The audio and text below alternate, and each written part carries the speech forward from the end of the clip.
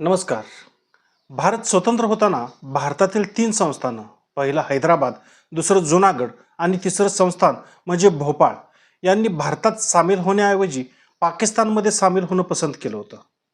या भोपाळचा नवाब होता हमीदुल्ला खान. बॅरिस्टर जिना यांच्याबरोबर संपर्क साधून काहीही करून भोपाळ पाकिस्तानमध्ये सामील करायचं असं हमीदुल्ला खानची इच्छा होती. सरदार वल्लभभाई पटेल यांच्यामुळे त्याला झुकावं लागलं आणि 30 एप्रिल 1949 मध्ये भोपाळ हे संस्थान भारतामध्ये सामील झाले. या भोपाळच्या नवाबाचा आणि सैफ अली खानचा संबंध काय आहे? या भोपाळच्या नवाबाला 3 मुले होत्या. त्यांची नावे होती आबिदा सुलतान, साजिदा सुलतान आणि राबिया सुलतान.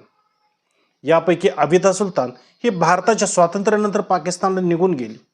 बाकी दोघी भारतातच राहिल्या. यातील साजिदा सुलतान यांचं लग्न पतौडीचा नवाब असणारे इफ्तिकार अली खान पतौडी यांच्याबरोबर झालं.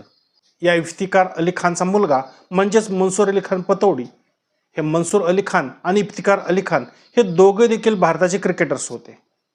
मनसूर अली खान हे भारताचे कॅप्टन देखील होते.